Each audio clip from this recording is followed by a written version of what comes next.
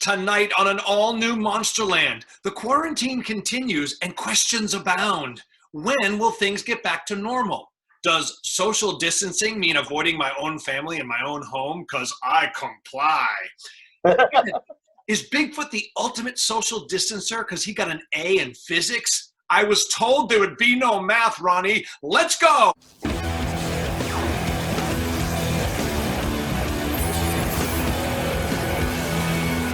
Welcome to a wicked mystery, a paranormal perfect storm known simply as Monsterland. The Monsterland podcast is recorded live in an undisclosed location somewhere in the heart of high strangeness, just outside of Monsterland, Massachusetts.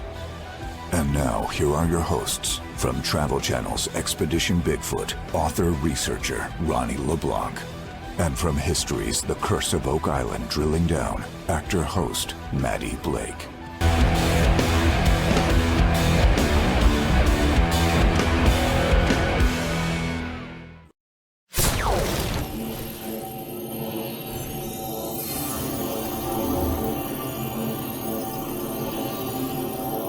Ronald, welcome. How are you, brother? I'm fantastic. We got a hell of a show tonight. Our guest, Ron Moorhead. Two Rons are going to make Rons. Two Rons makes it right. To do Ron. To two Rons. Oh, God, I hope he's not listening right now because he will hang up. We have a lot to get to. We're going to talk quantum Bigfoot. We've got a Ronny report we're going to get to right now. Breaking news in the UFO world, ufology. We have a new game. I cannot wait to play this with you, Ronny. I came up with it today, and I think you're going to love it. I think the monster will love it.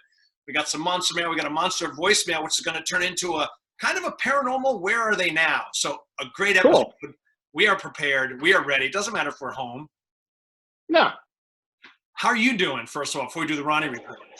I'm good. Yeah. Doing good. We're just we're adjusting still. You know, every day is a new day, but it's crazy how the time flies.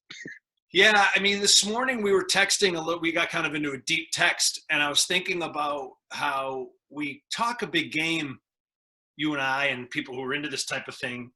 We talk a big game about spirituality, right? And we say a lot of things about spirituality, but what does that really mean? Yeah. Like, how does spirit or the other side, however you want to call that in your spiritual journey, how does it interact with your daily life? And I think one way it could manifest, I just wanted to share this because I was thinking about it because of our serious texting session this morning, is through trust, you know, and especially in a moment like this, a pandemic like this, and, you know, like in the 12-step programs, they have a tradition where they'll say, let go and let God, right? Let go and let God. Right. Aren't we in a situation, Ronny, right now where you have to really work on that? You have to let go. Otherwise you go a little crazy. You know, it's how it is. And you just kind of adapt and adjust. And it still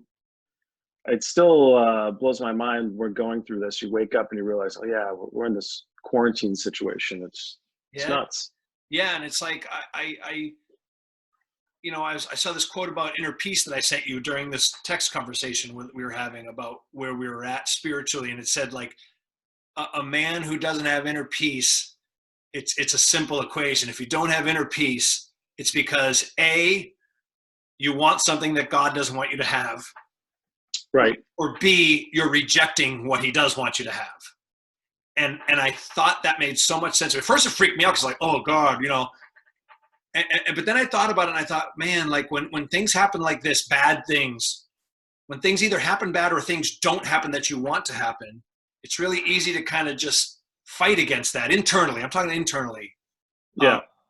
Walk around negative and hurt and like, why didn't I get this? Or why are we at this? Why are we in a quarantine? Why am I still home?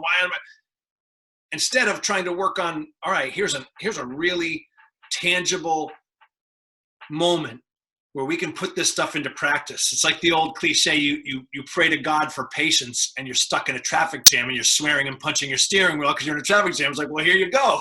He's giving it to you. Yeah. So I just was thinking this morning, like, boy, we talk a lot about spirituality and let go and let God and all that, but we're in the midst of something where we're really able to put that into practice. For sure. To kind of like, I think spiritually, I think we're tasked to do our daily diligence, to do what we're supposed to do every day. So it's not a clarion call to chill, to Netflix and chill. Right.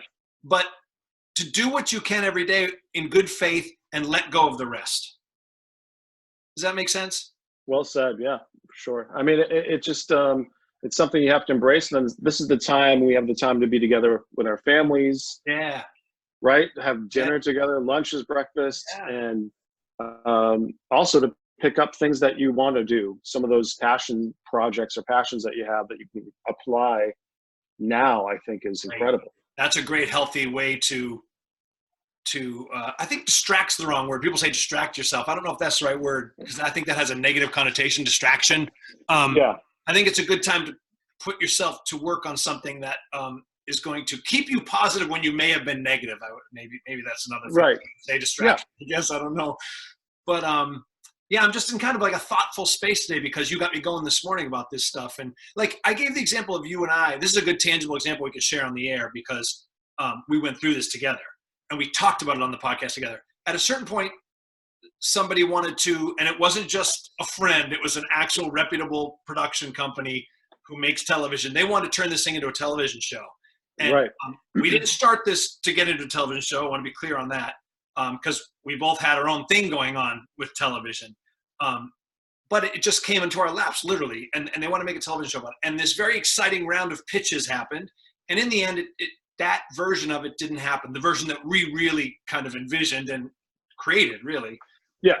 And so we could have handled that one of two ways. You know, we could have looked at the other shows, which we did a little bit in fun and jest, like look at the other shows that did get picked and are on the air and some of the talent they have on the air and been very bitter about that and internally fought against that and like demanded more meetings and taken our stand. And I think we both inherently, because we do the work, because we do the spiritual work, we were able to go like, all right. I mean, I think we even use these words to each other, like God didn't want us to have this at this time for whatever reason. Correct. The timing wasn't there. The timing wasn't right.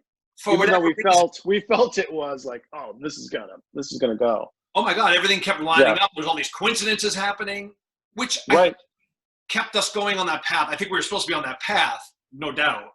But I guess the end result wasn't what we thought it would be at the time. It was going to happen. My point is how we handled that. And I think we handled that with that type of like trust. And we didn't fight against it. So we did have inner peace about it in the end because we didn't rail against what God didn't want us to have, as it were.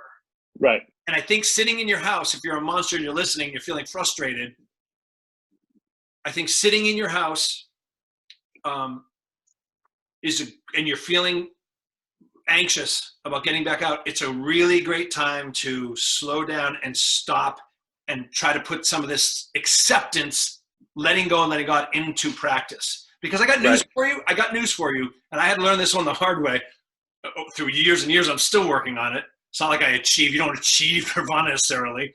But going out, going to the store, traveling, working, whatever it is you miss, after a time, you'll still be unfulfilled. Yeah. Right? You'll still be unfulfilled. You know, the guy wants to go on the road. The songwriter wants to go on the road. The band wants to go on the road. They get on the road for 2 weeks and they want to be home. And then they're home for 2 weeks and they want to get on the road. It's like the grass is always greener. It's always that situation that you're constantly, and it's a good thing and a bad thing, right? Because you can never be satisfied.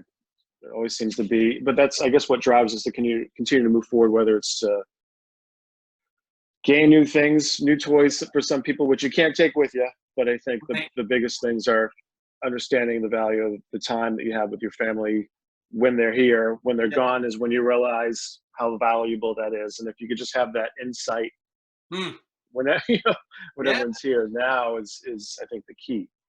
Ronnie, but before we get to the Ronnie Report, our guest is here, so let's get right into it. The great Ronald Moorhead, the book, The Quantum Bigfoot, Bringing Science and Spirituality Together. Ronald, welcome to Monsterland. Well, thank you very much, Matty. Ronnie, good to be with you. Great to see you. So excited. I had a chance to get into your book. And it's funny, you used the word lay people, layperson. For the layperson, I'll try and break down to physics. Well, you have two definite laypersons here. We're laying down now. We're such laypersons. What you're dealing with is very scientific, but you relate it in a very understandable way. So I guess I want to start at the very beginning before we even get into what sounds like the complicated stuff. Is how did you meet Bigfoot, as it were? When did Bigfoot first come into your life? 1971. I was 29 years old, and these guys that I knew as friends were hunters up in the Sierra Nevada mountains, and they came out with this story that these things had been coming around the camp. Of course, you're thinking, well, what could this be? But anyway, one of the guys got scared off. He wouldn't go back by himself, so I was friends from all. They invited me up, or he invited me to go back with him because he wasn't going to go by himself. It just freaked him out. And to this day, he don't spend the night up there, I don't think. It's just pretty interesting. Well, I don't even know if he goes up there anymore. I haven't talked to him in quite a while. But anyway, that's got me started in 1971. And of course, they had no idea what they were dealing with, other than it had a big feet, 5 toes, and it was huge voice and huge. They're just huge. They seen a big 19-inch track right in the mud. They're right outside the shelter. We had no rugged beaver's nest looking shelter, and that's how I got started. And I ended up being part of the group then. And then my interest was, what are giants? What are these things? Because those things aren't supposed to exist anymore, right? Right. Well, they do. And occasionally you get glimpses of them up there, but rarely. They're very, very fast, very elusive, and most people know what they're dealing with when they're trying to get a picture of one, or because we tried and tried and tried, because this began and it kept going. It wasn't like it's just a one-time thing. When we started going back up there, these things would still come around the camp, and they'd take the food that we left out and started mouthing off. And so we took tape recorders with us, little cassette recorders, all we had in those days. So it was exciting, really. It was. I learned how to hunt because that's what the group was about, was hunting. And none of them were looking for Bigfoot till we took Al Berry up there a year later when he came down and interviewed us, and we invited him to go in with us. He wanted to, so, but he was looking for a hoax. Warren Johnson, the leader of our group, he sent a letter off to Ivan Sanderson, a cryptozoologist back east, and a 23-page letter. And Ivan Sanderson, I read what he wrote to Peter Byrne out in Oregon. He said, "This has got to be a hoax, but you might want to check it out." And Peter was way up north. He thought it was a hoax too. So he gets old Al Berry, which is in Redding, California, and Al thought it was a hoax, but we didn't know any of this. We thought he was just coming down. He was really excited about going up there, but he was up there trying to find who was tricking us. But he got caught up in it too, because it's a pretty imposing area, 8,400 feet in elevation, Sierra Nevada mountains, 8 miles back into the wilderness, and it's nobody goes back there. Just really sanctuary, pretty much. And the Johnson brothers have been hunting back there since the 50s, and they treated it like it was their home away from home. And that's how it kind of got started for me, and I've been in it ever since. I started to, I knew it, or we figured they weren't going to eat us, because you don't know when you hear these sounds or what's all about. You don't know what kind of monster's out there. Right. Monster, you don't know. You just don't know. So you start reading up on things. You read about Albert Osman, who got carried away in the sleeping bag. Well, we didn't get carried away, and we didn't get eaten, so we was able to go back to our wives, whatever, and kept going back and recording. And Al Berry fostered the studies at the University of Wyoming. Finally got a unbiased PhD to study these for a year, and give the credibility of the tapes were original. They were made at the time of recording. They weren't pre-made, pre-manufactured, speeded up, slowed down, any manipulation at all. He couldn't find any at all on the original tapes. So that was a big boost. Al thought, he wrote a paper on, not Al, but Al wrote a book on it. But Dr. Curlin at the University of Wyoming, he actually gave a talk at the UBC up in Canada at a symposium, Anthropology of the Unknown. And that was 1978, actually, when he did that. And he wrote a paper, and it's in a book, A Man Like Monsters on Trial. And that was a big boost, but it wasn't quite enough. I mean, he still couldn't get academics to take it serious, even though this guy, he's a renowned electrical engineer who did this study. It wasn't until 2008 when Scott Nelson, a cryptolinguist, heard them by accident when he was looking for a project for his son. and he had to talk to us. So he came all the way out from Missouri, where he was teaching school. Now, he's a retired Navy cryptolinguist, and that's I didn't know a guy like this existed, but he's Right. was in the Navy just to transcribe unknown languages That's from foreign incredible. countries. That's scary. That job exists. You know what I mean? He's got some you know, stories.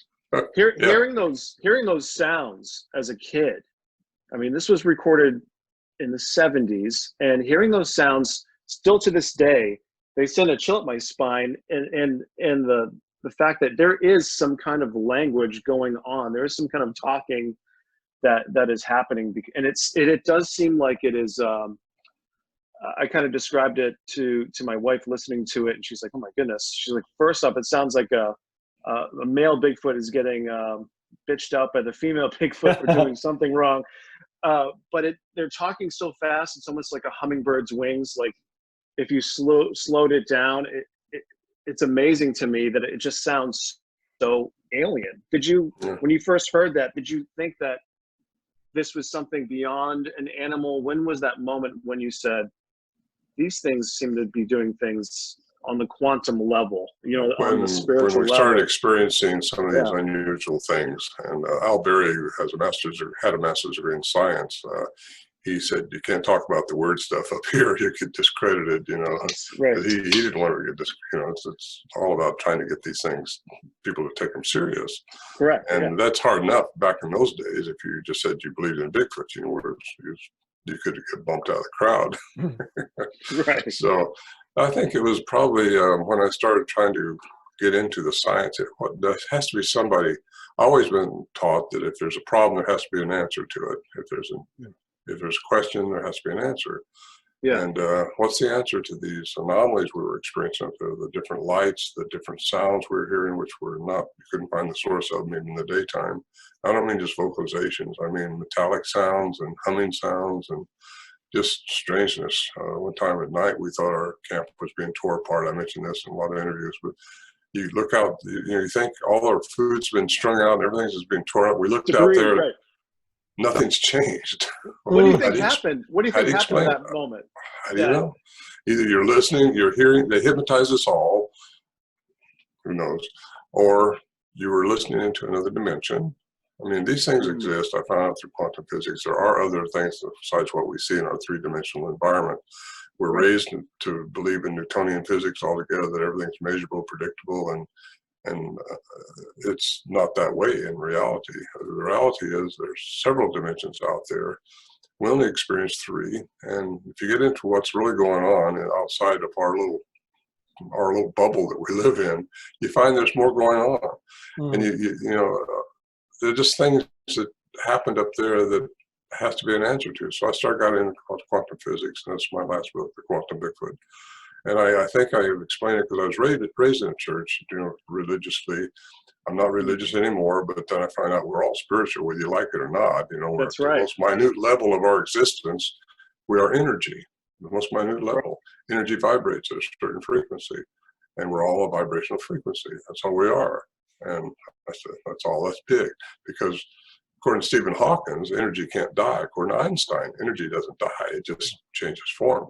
So if that's the case, then there's your heaven for religious people, but there's your dimensions for physics and for the layman who could understand. Because really, it's not that hard to understand this. I try to write it in terms because I'm trying to bring science and spirituality together. Tesla said what one man calls God, another man calls quantum physics. Right. And I look at some of the stuff, and I remember some of the scriptures I read in the Bible, about how Christ did his miracles, and I look at the background of it, and he did them through the laws of quantum physics. And then he says we can do what he does. Well, that leaves us really underdeveloped, I think.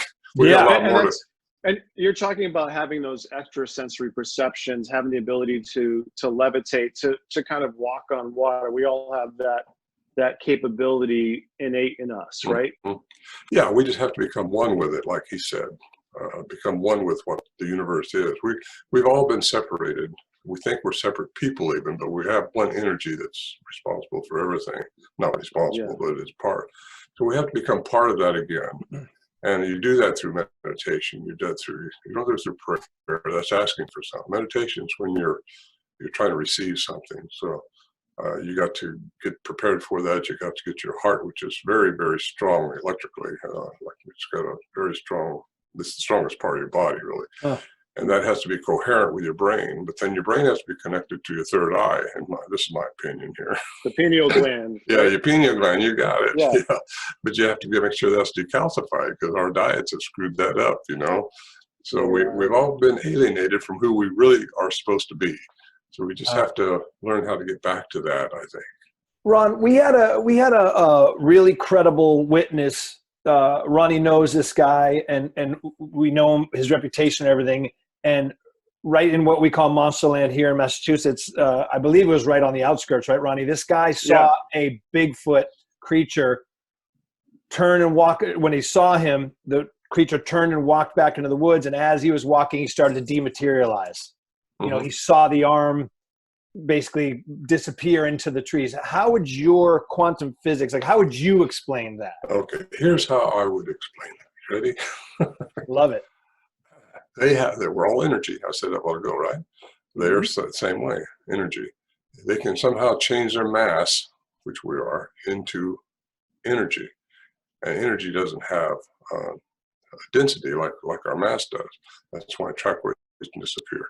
I think that energy can go, and you can see it in the fourth dimension, which is the time space deal before you get into the fifth. I think they reside, if they are interdimensional, because they're not all the same. I got to say that right up front. I don't think they're all the same. I agree with you on that. Yeah, I got reasons for that, and I substantiate that, and I think in my mind anyway, through alien intervention, stuff like that's happened. I've been all over the world looking at remains and looking at stuff like that we have no answers for in our classical thinking.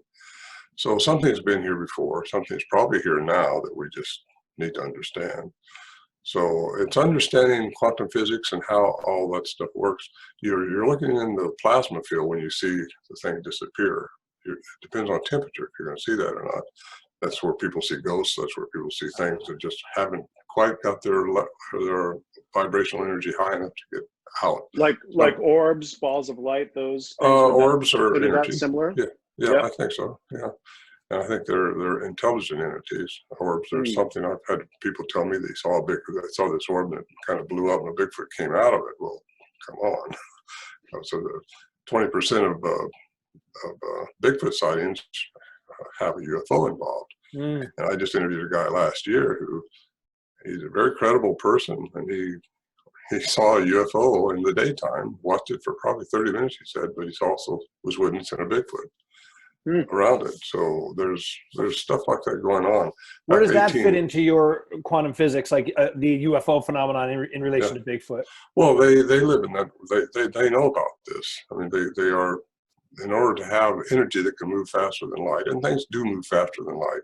Mass doesn't, but in order for energy in your thoughts can. And your thoughts are energy. So if they can move faster than light, they can be somewhere. And time doesn't exist when you're like that, like it does in our three-dimensional. We're just going through a plane of linear time, and that's not the way it really is. Everything's in the now. And so that's how I think UFOs are part of that knowledge. They're probably one with the universe. We're not. We need to be that way. And there's a lot going on, and it's really exciting to me. I'm enjoying it. Really. I enjoy talking to this on stuff like this. What do you think is happening now with this pandemic? Do you think this is part of something?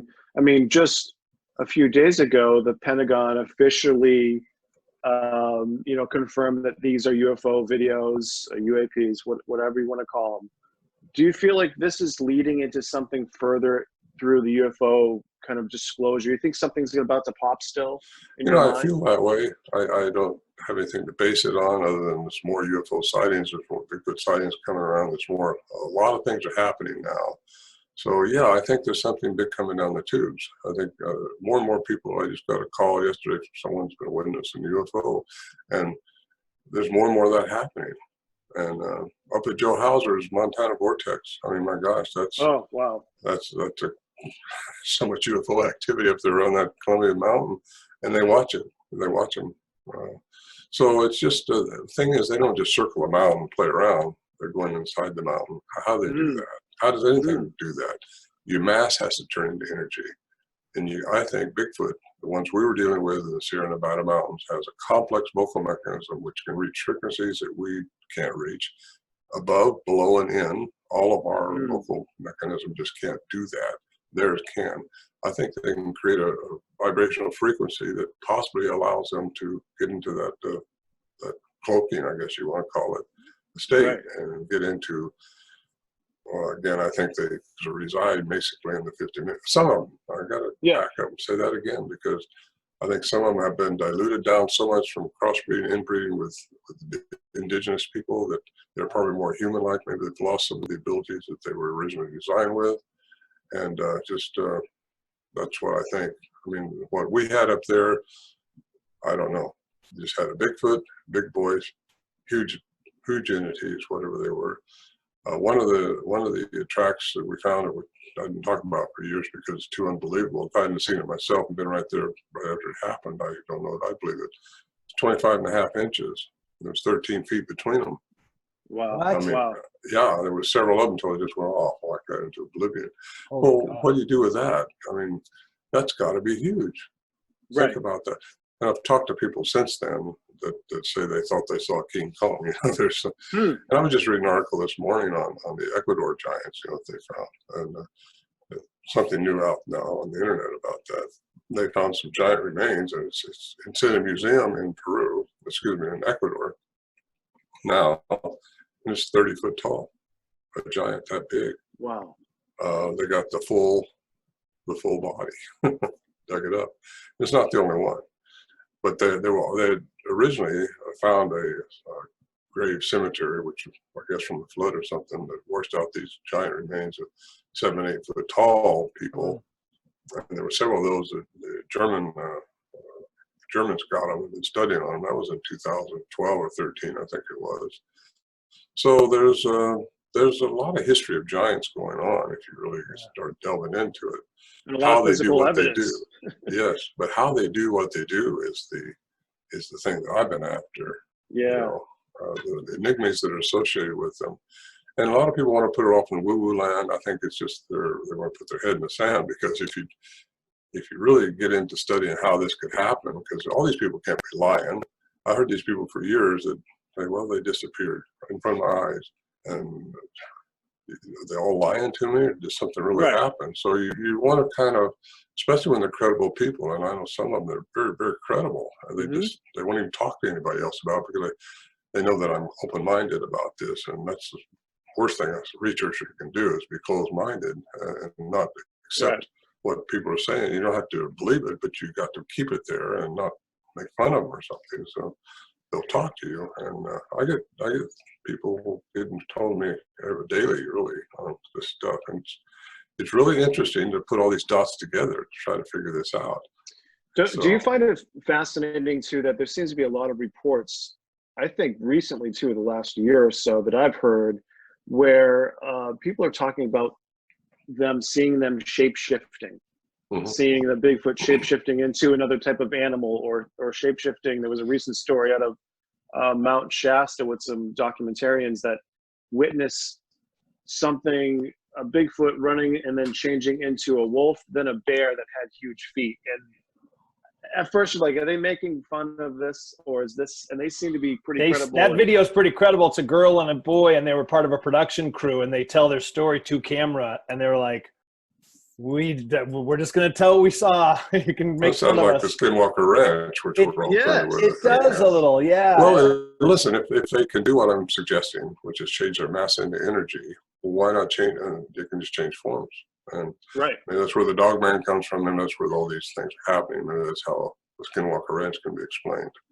I know the only experience I've had that's close to that, and it was my daughter, my granddaughter, that had it really, where it's camping out a few miles away from our site, but we know the Bigfoot comes around, and so it wasn't at our Sierra camp. But my daughter saw one early in the morning, so they'd been harassed by their tent that night, and she got up and seen this thing run across this little field.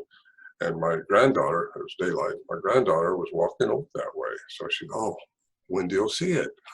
Finally, I'll have somebody else that sees one of these things besides me, because she saw them 3 times. And so Wendy came back, and Rhonda asked her, "Did you see anything strange over there?" She said, "Yeah, I did. This great big white wolf came right out in front of me, looked right at me, paused, and then ran up the hill." So that's as far as I can go with that one.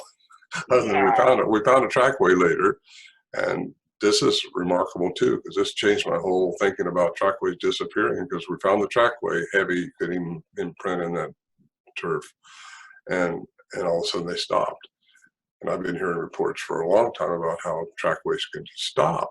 Well, it got me thinking again. I looked up, could they jump in a tree? Could they jump to a boulder? Did they jump out? What happened to this thing? Because it's just a nice bipedal trackway, you know. And I realize there's got to be an answer to this one, because I've been hearing reports about this stuff too, you know. And I know researchers that just wipe them off the cloth. Oh, it's a hoax. They're driving me nuts, and leave them alone. Yeah. And but that's not the truth. I think what happens is the density changes because their mass changes into energy. It's fascinating. Yeah, a lot of reports too that I hear now, if they don't have any type of orb, paranormal, or any kind of elements to the stories or these encounters, maybe they're leaving some of these out, I start to question if they're real. You know, it seems to be just so common now with Bigfoot encounters. Yeah, it is. And a lot more people are swaying over because they're having more experience. Until they have an experience like this, they're really not going to buy into it, because they're trained. Their brain has been taught since they was 5 years old, that younger than that, probably, this is the way things are. It's measurable, it's predictable. This is what exists. Newtonian physics. Right. But no, quantum physics, I think, takes over. In fact, I know it does. It takes over when Newtonian physics can't handle the question. Right. And that's where Max Planck in the 1800s, he got involved. He got the Nobel Prize for quantum physics, actually, because he kind of the father of quantum physics. And that's where Einstein, Bohr, and Schrodinger, all these people just picked up the wand and kept going with the studies. It was 1919, I think, when Max got his Nobel Prize, but he died a few years later. So anyway, it's the way things are in the universe, from the most minute level all the way through. It's not measurable. We just got to get out of our bubble that we've been trained to think that that's all that exists. Right. And I think that's the issue most people have, and researchers especially, because you got to experience something before you really buy into it. You know, people can hear me talking right now, and they go, "Oh, well, he's in woo-woo camp." Well, woo-woo, what's it? Right. I don't care, what they think. This is the way it was. This is the way I think it is, and that's my thoughts, and I'm welcome to that. Thank you. And you know what? It seems to be the more seasoned researchers that have been doing this 20 plus 30, 40, 50 years see that there is something more to this than it just being simply an animal. Like there's something beyond. Well, they're coming around. They're coming around. I asked, our PhD friend, you know who he is. I've talked with him for several years. We was in Russia together, and I asked him what he thought about quantum physics then. That was years ago, like it was 2011, I think, when he was over there. We roomed together, so I got close to the guy. I know he's a very spiritual man in his church and all that stuff, but he's got his parameters over here that he's been trained in. He has to stay there. He can't get out of them, or he loses academic credibility. Right. And I understand them. They're good people, but until they have an unusual experience, they don't know what to do with it, because they jump out of their box. I don't like to call it that way anymore, but it's the parameters, the disciplines that they've been trained in. They have to stay with that. So anyway, I'm supposed to speak with them again this summer if this stay-at-home thing gets out of the way, and then cancel it. The guest, Ronald Moorhead, the book is The Quantum Bigfoot, Bringing Science and Spirituality Together. It's available on Amazon Prime and everywhere you get your books. Ron, you mentioned that first incredible, intense experience you had in 1971. By the way, year I was born. And I don't bring that up to make you mad at me. I bring it up to indicate how long you've been doing this, how much experience you have. And since that time, like, what's life like for you now? Do you still go out in the field? Have you had any recent close encounters of Bigfoot? The last one I had was 2016. I'm not sure it was Bigfoot, but it was a strange anomaly. It was at our camp. rode in on horses, and we was in the tent because the shelter had been taken down. Just snow was too much, and Forestry Service understood, so we had to take it apart anyway to get out of there. But this bolt of light, like a lightsaber, I call it, just comes floating by our tent, manipulating its way through the trees. And we watched that thing, and watched it for probably 45 seconds or so. And what do you do with that? You know, you don't know Wow. it's intelligent, whatever it is, it's intelligent. So that was the last strange thing I had, really, and that was 4 years ago, no, 3.5 years ago. I went up there with David Paulides and his filmer to do the filming of Missing 411, The Hunted, and that was 2018 in July.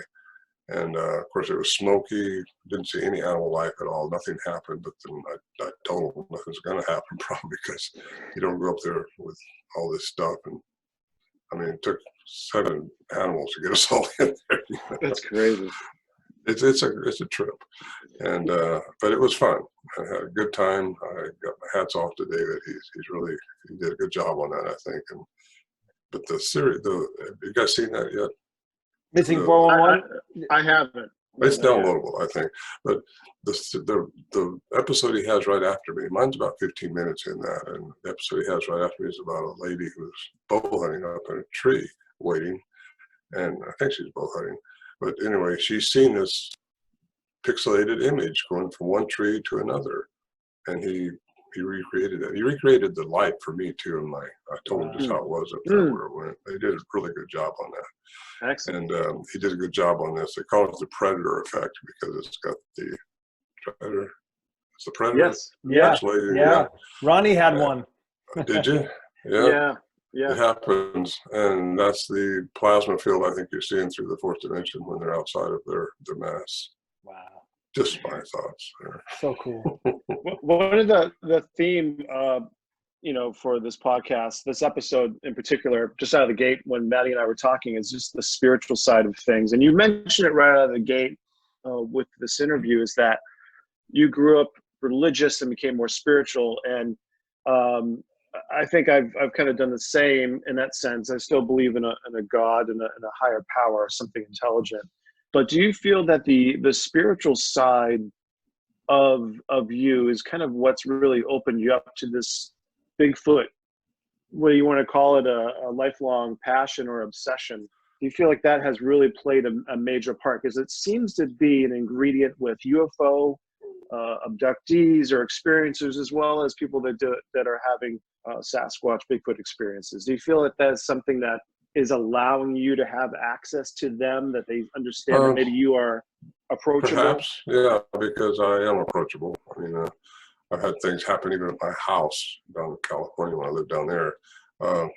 Things that were common up at the camp, all of a sudden would happen at my house. Something beating on my house, or the clicking sound we had at our camp one time. It just went right through the shelter walls, were right inside there with us, and never could put a finger on that. Every time you turn your light on, it would just stop immediately.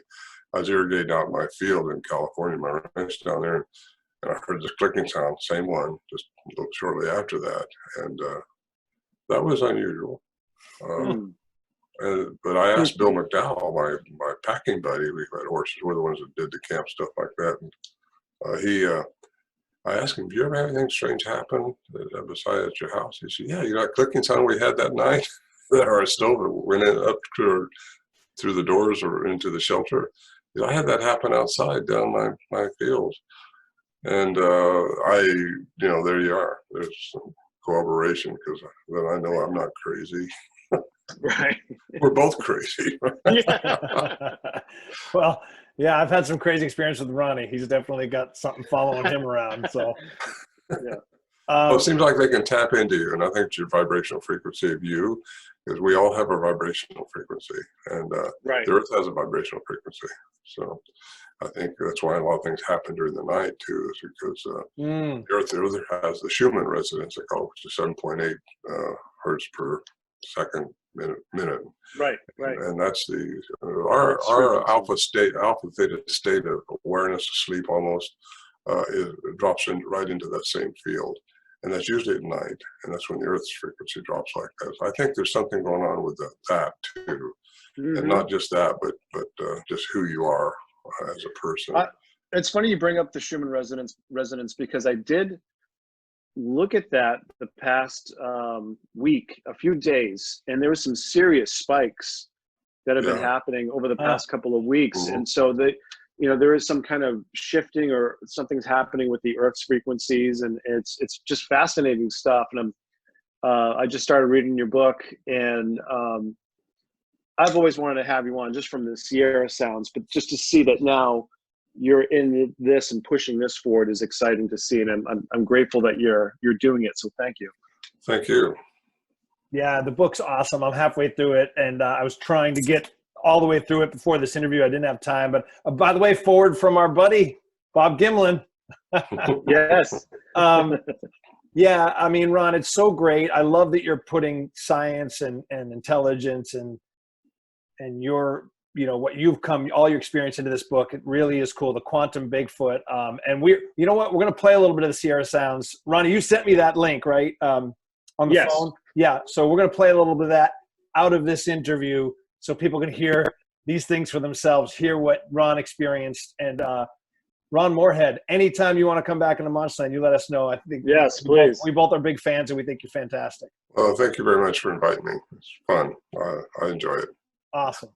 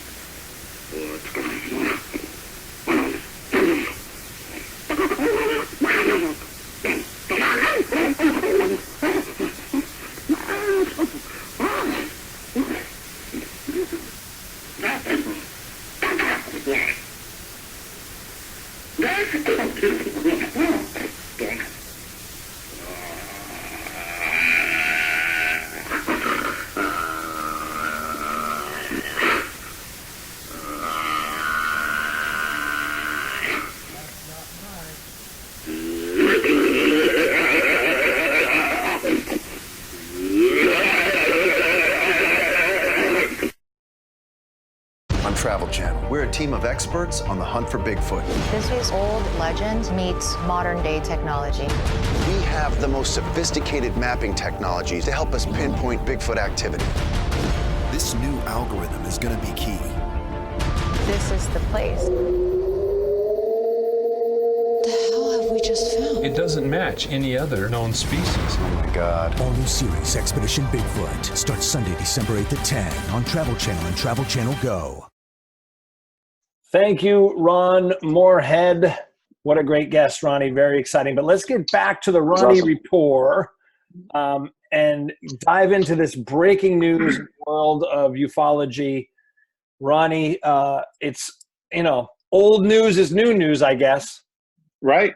So the Pentagon officially declares the release of the UAP footage that Tom DeLonge had helped bring out back in December 2017 as real, official. So they came out, the TTSA, and just, real quick here, another milestone was achieved this week for space startup.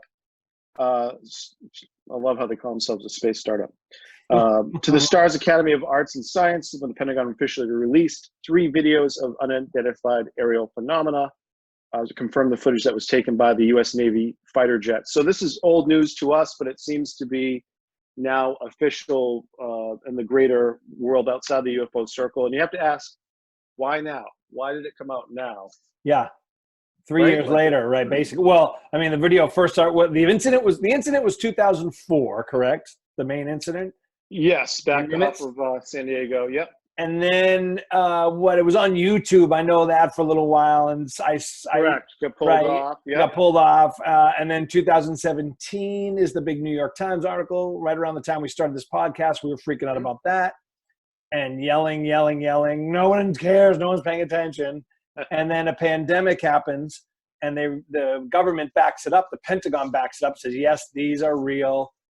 We don't know what these are. And again, it feels like no one cares. And you know what thought that occurred to me, Ronnie, was a little bit what Grant Cameron was saying to us in season 1 has worked. And that is that trickle effect. Yes, generational trickle effect. By the way, I take a pill for that.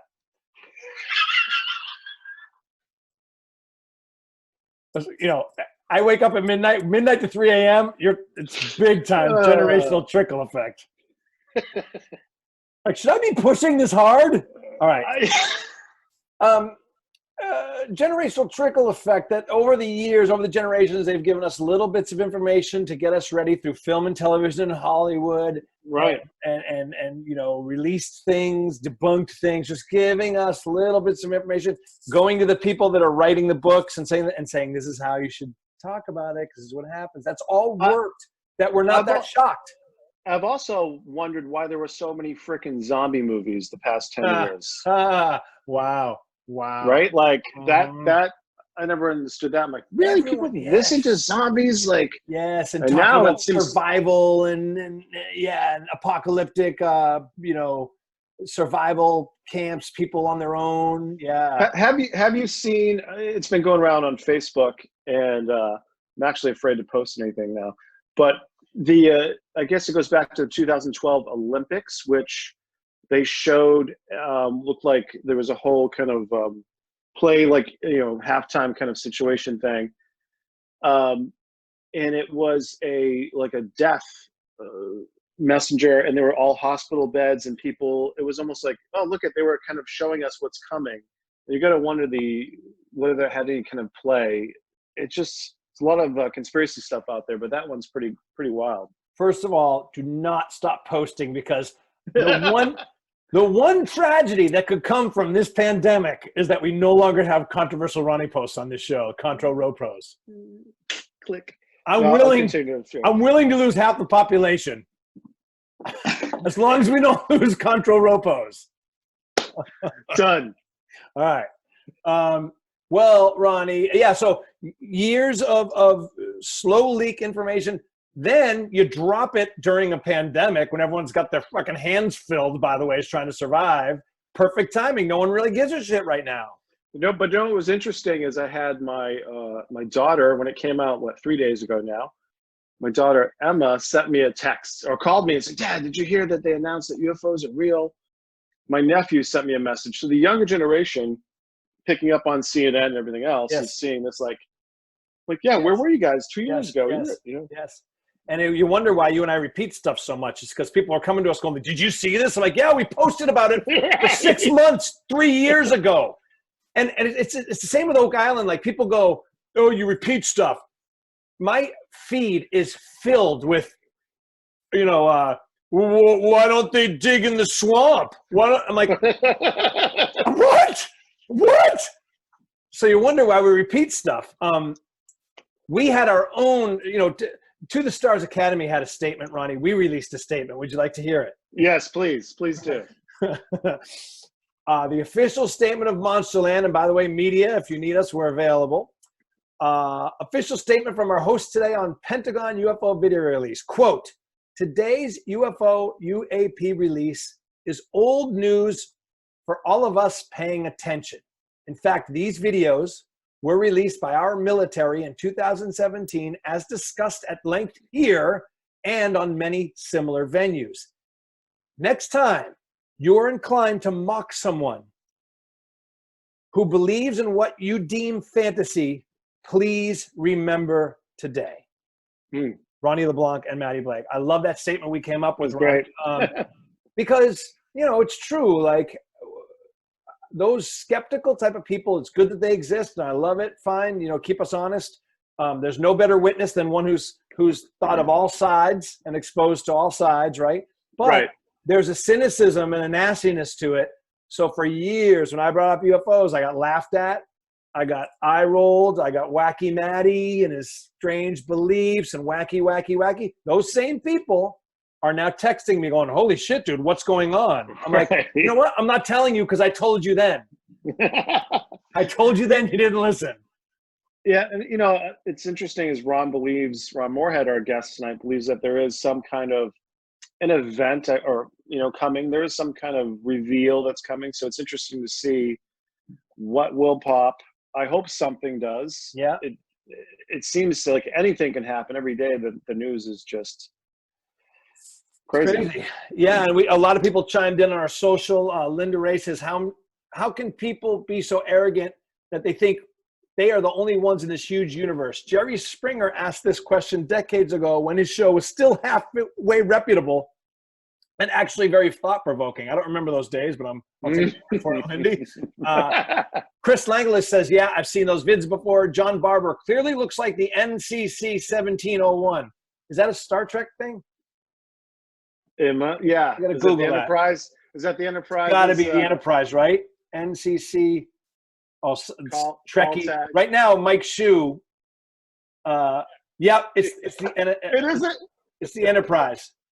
Oh, it's funny. I was going to say Mike Shue, local celebrity around here in these parts, radio personality, would be freaking out right now because I didn't know that NCC 1701 was Star Trek. Sorry, I was too busy slaying it as a kid instead of watching Star Trek. That is unbelievably untrue. Don Skinner says, okay, going to shock some people. This guy, they say seeing with your eyes is believing. So if you have Google Earth Pro, and he gives I've seen these before, not to say that his is fake, I don't know, but he gives coordinates to a Google map. And then when you go on it, there's a picture taken from Google, satellite. But when you go in this one coordinate, there looks like a disc poking out of a cave, basically. I've seen a couple of these before. Yeah. You never know what's real. You don't, it's hard to say, but it's photoshopped. And, it was pretty compelling. So thank you for that, Don. He reports, we decide. Maureen Tinley says, great statement. Love the photo. We posted a photo of the Tic Tac UFO, basically. Bonnie Gail Gagnon says, I know what a couple of friends and I saw a couple of years back. We are definitely not alone. I would love to hear more about that, Bonnie. So if you're watching this, please. We would love to hear about that story. You can either email us the story at monsterlandreport@gmail.com or call us 401-400-0965. That's 09ML for Monsterland. All right, time for our new game, Ronny. I'm so excited about this. All right, remember, so when we get back in the studio, we'll have imaging for all this stuff. Yeah. But I can't really do the imaging here. But so I'll just recreate. Do you remember the show Ripley's Believe It or Not? Of course. Oh, loved it. Hold loved on. It as a kid. I'm gonna do a live right now. I'm gonna build kids if you're watching. Oh, sweet shit. And you want to get into the entertainment biz. You want to be a podcast. You want to be a broadcast. You want to be a hoster. Here's how to make your own imaging as you go, as you're hosting the show on the fly. Okay. Okay, ready? So you remember Ripley's Believe It or Not. Our new game is called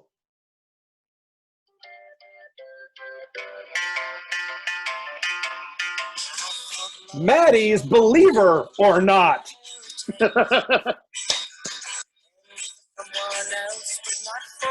Okay, Ronny, here's the game. In recent days, I kept seeing celebrities commenting on the UFO video and on paranormal topics in general. I was surprised sometimes. Why am I talking like this? I don't know, because I'm still in imaging promo land. Matty's Believer or Not. Okay, Ronny, so here's the game. And monsters, you can play along at home. I'm going to give you the name of a celebrity. You have to tell me, are they a believer or not? Okay. And then I will reveal the answer through their own comments. Isn't this exciting? Through Snopes? No, I have their own tweets. I have the video of them. So I'm going to share the screen. Hold on. I'm going to share the screen right now. All right. Matty's Believer or Not. I'm going to give you a name, and then you can work it out. Mm-hmm. Let me get the theme song ready. Ronny, Believer or Not, Jane Goodall. In Bigfoot? Yeah. Okay, fine. Yeah, the general gist of the game is paranormal. Do they believe in the paranormal, UFOs? So yes, good instinct on your behalf, Ronny, because she's known for working with apes and primates. Primates. So does Jane Goodall, Ronny, believe in Bigfoot? Yes, she believes in the possibility of Sasquatch existing. Yes. Ronny says Jane Goodall's a believer. Could have dragged it out a little bit more, but that's all right. Let's find out, Ronny, in our new game, if Jane Goodall is a believer or not. All right. Here we go. Monsters, what do you say? What say you, Monsters? Is Ronny going to win the first ever edition of Believer or Not? I'm romantic. I would like Bigfoot to exist. I've met people who swear they've seen Bigfoot. And I think the interesting thing is every single continent, there is an equivalent of Bigfoot or Sasquatch. There's the Yeti, there's the Yari in Australia, there's the Chinese wild man, and on and on and on. And, you know, I've had stories from people who have to believe them.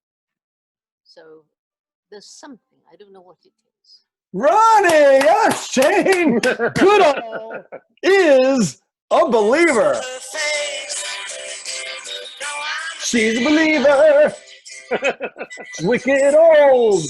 No way. He believes.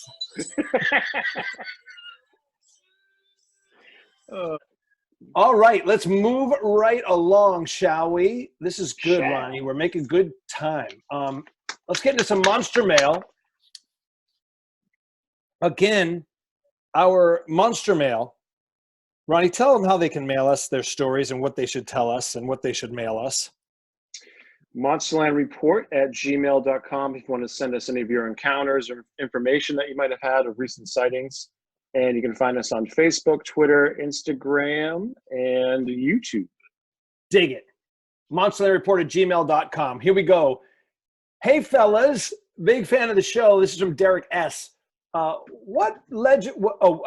wondering what? Was wondering what? Legendary. I see. Was wondering, comma, is what they mean.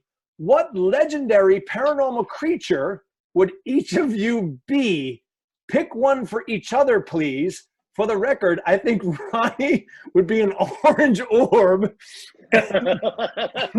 and Matty would be a djinn because he's a trickster.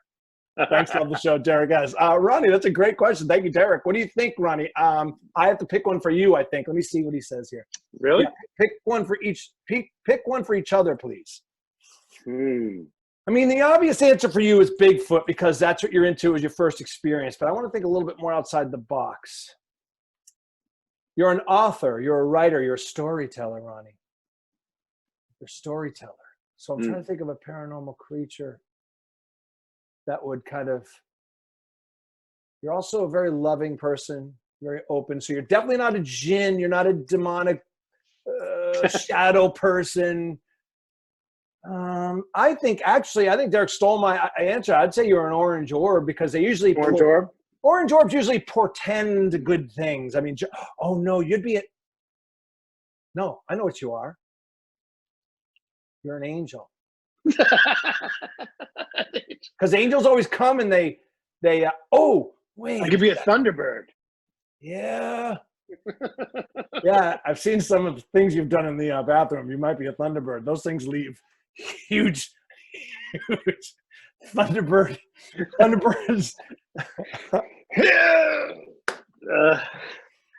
That's a great question. I'm trying to think of a paranormal creature that is like a storyteller and kind and a teacher. Oh, maybe like one of the what are the little gnome? No, yeah. You're a little gnome. Hello, you're a beautiful person. You have a lot to give. No, stop that. That's the most frightening thing I've ever heard in my life. Do that again. Are you still sleeping? Okay, that has been a series wrap on Monsterland. Thank you for listening, everybody. I'm no longer working with him. That's incredible. You're a fudgewucky. What do you call those things? The Bridgewater Tribe? A pugwudgie. A pugwudgie. You're Fuddruckers. Please, I'm so thirsty. I need some water. Oh. Even Amy's like, oh my God. Please tell me Amy's never heard that voice in a sexual connotation. Please. She has. Hey, you want to do it? That's the greatest thing. No, you know what you are? What? You are... You're a man of many talents. I didn't know you did that. I'm never going to get that voice out of my head now. No, I'm gonna leave you a voicemail. Oh. You're a spirit.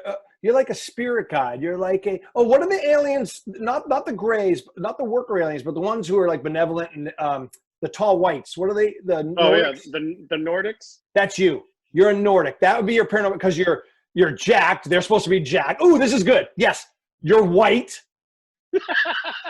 My last name LeBlanc means LeBlanc. Oh my God, you're a tall white. That's it, Ronnie. You're a tall white. You're a teacher.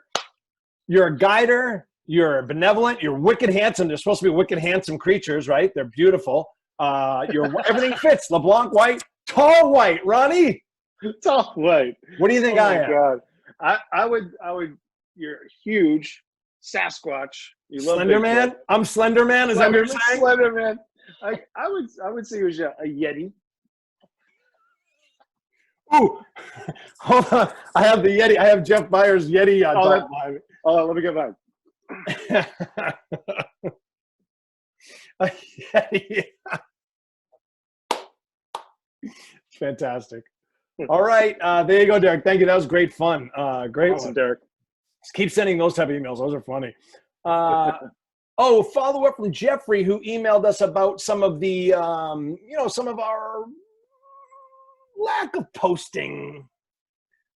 Jeffrey says, thanks for taking the time to answer my questions. Love you, Matty. Love you, Ronny. Love the Monsterland podcast. I will be a Patreon, launching very soon, by the way, probably by next week. Totally get it. You don't make any money off it, just doing it for fun. But wow, do you guys have the best cryptid podcast? Thanks, Jeffrey. Awesome. Jeffrey actually gave us some pointers about how to make money in a podcast. He had a link with a video, and he named some of his favorite podcasts and how they do it. We appreciate that all, Jeffrey. Thank you. Yeah, I love it. Okay, let's wrap things up, Ronnie, because we have a hard out tonight. I would like to take this time. I want to do one quick monster voicemail, though.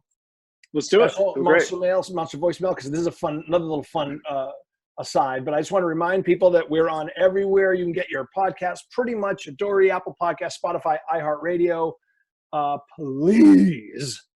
Please share it. That's all we got. Just share it. Yes. If someone you know likes to be entertained and they love to talk about things in this world, the ethereal things, the things that you can't see or can't explain.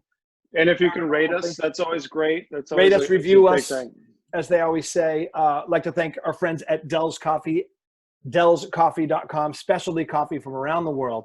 Dell's uses the finest, freshest beans from quality coffee farms, crafted with care, fresh and local. Dell's Coffee, they know it's all about the bean. Ronnie, I'm going to get you a bag of Dell's Coffee. He just sent I can't wait. He concocts different bean flavors, like different types. And he sent me this one bag. It was an African coffee. And so I always put a cream in my coffee, not always, but I'll take it black. Yep. And, but a lot of mornings I put a little cream in it if I have just like the regular coffee beans. I got Dell's. I took one sip. If you would put creamer in this, it would have ruined it. You take away from the flavor. 100%. Right? Not only did it not need it, it would have ruined it. It was so, strong sounds bad. It was just delicious. It was just delicious. So it's like an aftertaste, and I've been drinking so much coffee now. It's pretty. I gotta watch myself. You don't mean coffee? You mean cocaine? Cocaine. All right. Monsters, you know how much the boys love disembodied voices. So let's hear yours. Man, I got a shotgun and just scared that little bastard back into the grave. Call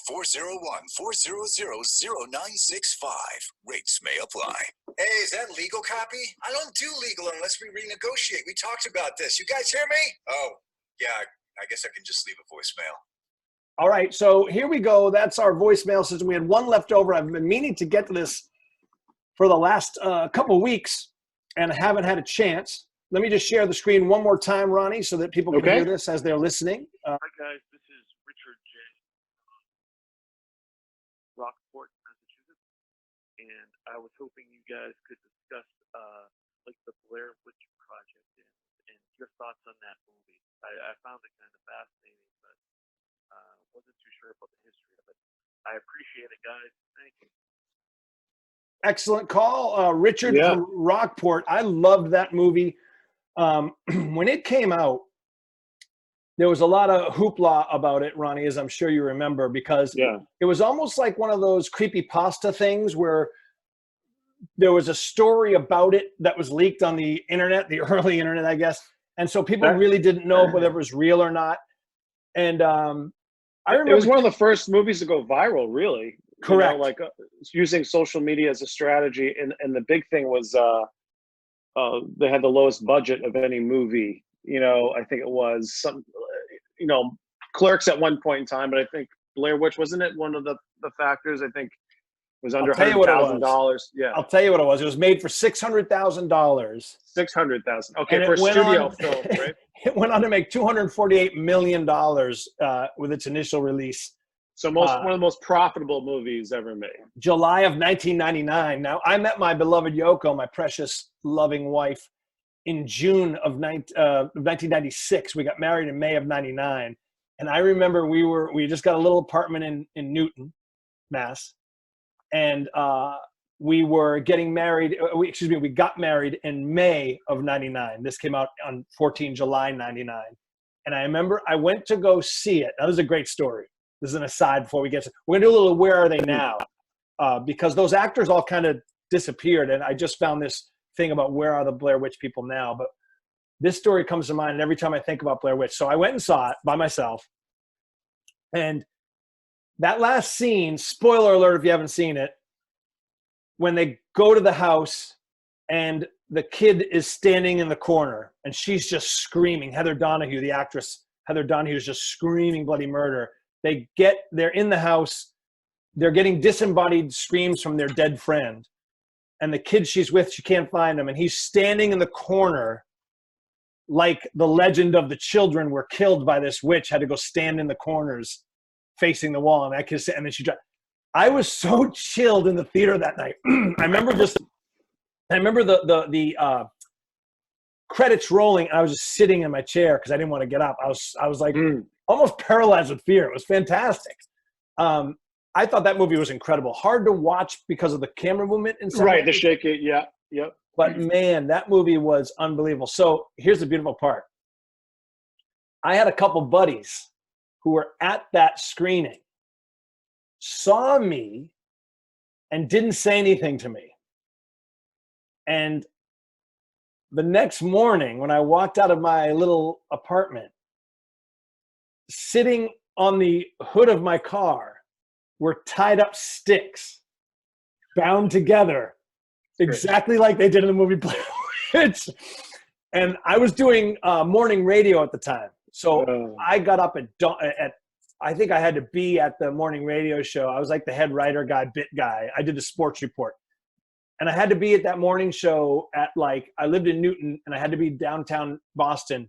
It was only like a 10-minute ride on Huntington Ave, but I had to get up at I think 4:45, if I remember correctly. Yeah. And so it's think of this, it's like 5 a.m. and it's still dark out. And I half asleep, walk into my car, and I'm still thinking about Blair Witch from seeing it the night before, freaked out. And there's a bundle of sticks sitting on. Now I have no idea that they were in the theater. I don't know. And that's freaky. That's freaky. I lost my mind for about a half day. And then I started there. I go, someone knew, someone knew. Yeah. Yeah. So I always think of that. Do you remember when you saw it, Ronnie, first time? I was out in LA at the time when it came out, and it was because going to film school was a big, thing to kind of go watch, right? And but I was amazed, and it was encouraging to see that you could make something. An amateur filmmakers could kind of make something and put something together like this with a budget like that and become a blockbuster. I think that was really encouraging for budding artists and people that were looking to make movies and documentaries and merging of the two. But what I always didn't like was the fact that it was like, okay, yeah, this is not real. It's obviously put together. I always wanted to see something that was authentic, Right. Yeah. But boy, they did a good job. I can't remember the last time I was that scared. Oh yeah, I know. About 3 minutes ago, and you did that fucking gnome voice. Yeah. Oh, this one? No. No. Bad Ronnie. All right, where are they now, Ronnie? There's another game we can play. Guess what she's doing. So Heather Donahue, she was the lead girl in the Blair Witch. She answered an ad placed in Backstage magazine to audition for the movie in '99. She was a great improviser, apparently, so they picked her. She was critically acclaimed for her performance. She was nominated for a Blockbuster Entertainment Award for Favorite Actress, Newcomer, Online Film Critics Society Award for Best Actress. After the film came up, it looked like she was queued up to be the next big star. However, nothing really happened. She did an independent film called Home Field Advantage, Boys and Girls, and a TV series Taken. Her last acting role, unfortunately, was 2008 in a direct-to-DVD horror film called The Morgue. She now does what for a living, Ronnie?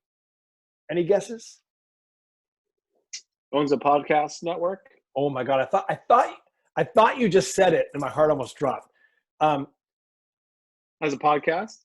No, it sounded like because she is a pot grower. She is a. I was close. She is a medical marijuana grower, and she has released a book called Grow Girl.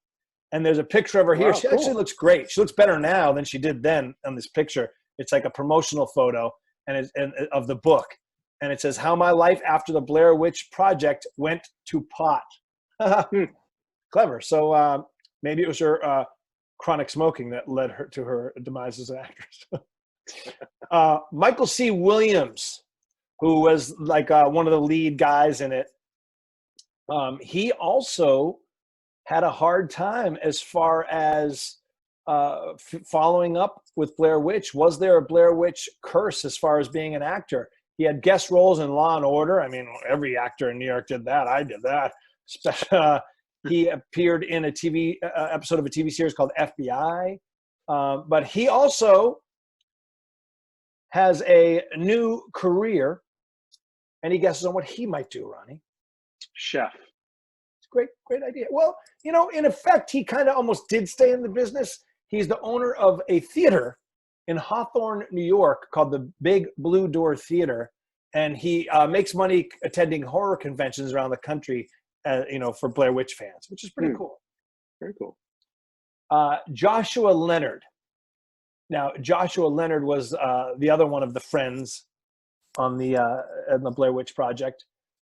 Leonard has had arguably the most successful Hollywood career after appearing in Blair Witch. He's a Houston native. He's appeared in Madhouse, The Shaggy Dog, Higher Ground, If I Stay, and Steven Soderbergh's movie Unsane in 2018. He will next be seen in the horror Depraved, which is a modern adaptation of Mary Shelley's Frankenstein. Interesting. Cool. He is married to American Horror Story cult and the Newsroom star Allison Pill. I did not know that. Very interesting. So there you have it. The movie was an incredible record breaker in every way imaginable. Again, there was all kinds of they put out these. I remember this too. They put out these missing pictures online. Do you remember that? Yeah. And it would it had like missing and please call the Frederick County Sheriff's Office if you know what happened to these people. And And so that kind of was circulating around. And so there was this buzz to the movie, what's real, what's not. And then the documentary style at the beginning, when they're interviewing quote unquote townspeople about the Blair Witch legend, makes it so much more believable. It really is a towering achievement in the history of film. I loved it. Again, my only knock on it was just the physicality of watching it was difficult. Yeah, the way it was shot. Just so much camera movement. And I think now that older I am, it would even be worse. Back then I was 26 or whatever I was. I remember people complaining about that. I'm like, oh, shut up. But now I think I'd get seasick watching it. So great call. I love it. Excellent. Thank you. That was awesome. Please call us. We love getting your voicemails. We really do. It's my favorite part of the show, actually, hearing from you guys.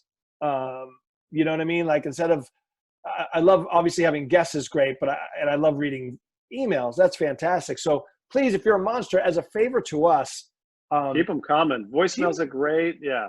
It's my favorite part of the show, like getting to hear your voices. So I'm going to give you the number again. Oh, go ahead, Ronny. And I would encourage people to send even video messages too, that now that we have this vehicle with using YouTube and sharing this, that we can share your if you want to be seen. Your video messages too. We'd love to see you. Once again, that number, get a pen, 401-400-0965, 401-400-0965. That's 09ML for Monsterland. And let's hear from you, please. We want some voicemails. We want some monster mails so we can hear your voices. It's really a lot of fun. I love that part. Okay. Oh, what would producer Dave be, Ronny, as we wrap up here? If for a paranormal creature. Let's see. Oh, I know.